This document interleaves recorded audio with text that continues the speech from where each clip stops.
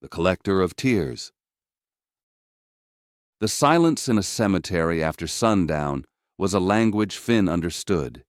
He wore the quiet like a second skin. As he started his shift, his co-worker Dave was packing up. Dave was a soft, sentimental man who still talked about the dead as if they were sleeping neighbors. "Have a quiet night, Finn," Dave said, his brow furrowed with earnest sincerity.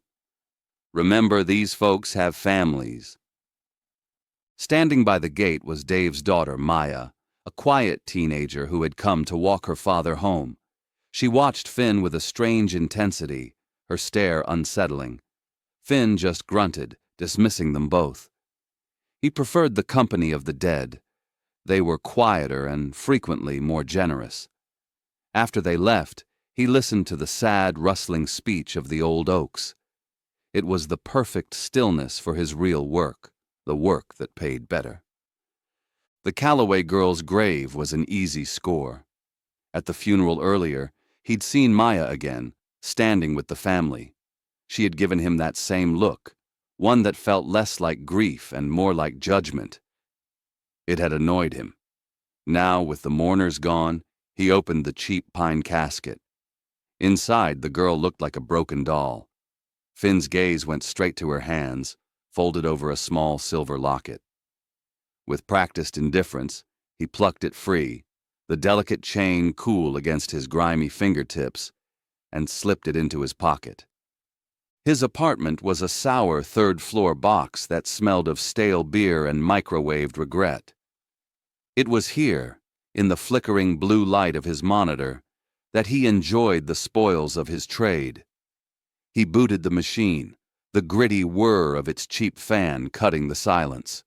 A single unlabeled icon waited on the desktop, a stark black pyramid. He'd found the game, Eulogy, on a dark web forum, a free download promising a unique interactive horror experience. He double-clicked. The screen went black. A single, unblinking eye rendered in white pixels appeared as the webcam light glowed to life. Finn dangled the Calloway girl's locket before it. The eye on the screen seemed to focus. Text flashed. Artifact accepted. Anna Calloway. Age 19. Cause of death. Vehicular trauma. A new icon appeared. Play final moments. Finn leaned forward, his lips peeling back in a hungry grin, and clicked. The speakers erupted with the roar of an engine and the frantic slap of windshield wipers. The screen was a first-person view from a driver's seat, rain lashing the glass. Finn's knuckles were white on the mouse as he steered through the chaotic ballet of near misses and hydroplaning terror. It ended with a sickening digitized crunch of metal and the spider-webbing crack of a windshield, followed by an abrupt cut to black. A high score flashed. He felt the sick thrill of it. He shut the monitor off. He was reaching for a beer when he heard it. Faint, but unmistakable. The blare of a car horn once, from the empty street below. A moment later his computer chimed, though the screen was dark. His heart went cold. Powering it back on, he saw a new email in his inbox. No sender, no subject, just a single image file. His hand trembled as he opened it. It was a photograph of the crash, taken from inside the car, showing the mangled dashboard, and in the corner, a pale, bloody hand, a silver locket still clutched within it. A sane man would have smashed the computer. Finn was not a sane man. He was a greedy one. The high score was a drug. He needed another fix. The next day, a retired firefighter named George, dead of a heart attack. Finn pocketed a tarnished brass uniform button. That night, the game accepted the artifact. The level was a suffocating sequence, the sound of a strained, ragged heartbeat, vision blurring before fading to white. The moment he won, the acrid smell of smoke filled his apartment. The email arrived instantly. A photo of a hospital room, a figure under a sheet, a single brass button on the nightstand. With the smell came a new sound, a low, wheezing cough from the darkest corner of his room. He played again. An old woman who drowned, her silver thimble. The game was a gurgling simulation of lungs filling with water. Afterwards, his apartment grew heavy with the smell of stagnant pond water. He heard a wet, gasping sound right behind his chair. Finn finally understood. He wasn't playing a game, he was importing death. The program was a gateway, and every stolen trinket was a key. He was dragging souls from their rest and trapping them here. He could feel their unseen eyes on him, a silent, suffocating chorus.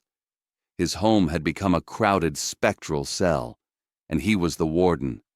The terror finally outweighed the greed. He had to stop, but the game wasn't finished. The next night, the computer turned on by itself, the black pyramid icon pulsing. Text appeared without an artifact. Final round. Objective: survive. It was then he realized the horrifying truth. This wasn't a random program. It was a weapon, a meticulously crafted trap, and he was the only prey it was ever designed for. The webcam's white light turned a bloody, accusing red. The sound from the speakers was no longer a series of effects, but a deep, resonant thrum that vibrated through the floorboards and up his teeth. The collected sounds of his sins swirled into a terrifying symphony. The screech of tires, the wheezing cough, the drowning gasp, all at once, from every direction. The spectral figures flickered at the edge of his vision, no longer fleeting but sharpening, their forms coalescing from the oppressive atmosphere. The Calloway girl stood by the door, her face a mask of shattered bone and rage. George stood wreathed in phantom smoke, his eyes burning embers.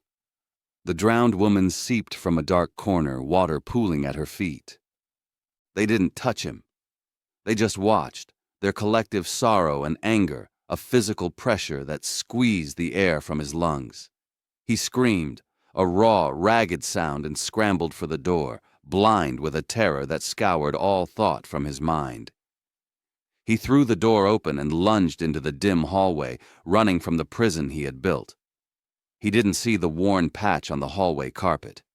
He didn't see the top of the steep concrete stairwell. His foot snagged. For one brief, horrifying moment, he was airborne. The fall was a clumsy, graceless tumble, a chaotic series of brutal impacts against the hard edges of the stairs, ending with a final, wet, definitive crack as his head met the landing. Silence. A few moments later, the apartment door creaked open. A young woman stood there, her face pale and impassive. It was Maya, his co-worker's daughter, the Watcher. She stepped carefully over Finn's broken form, not giving it a second glance. She walked into his apartment, where the air was now clean and still. She went to his desk and gathered the pathetic little pile of stolen trinkets, the locket, the button, the thimble. She slipped them into her pocket. She walked back out of the apartment, leaving the door ajar. The game on the screen was dark. Her work was done.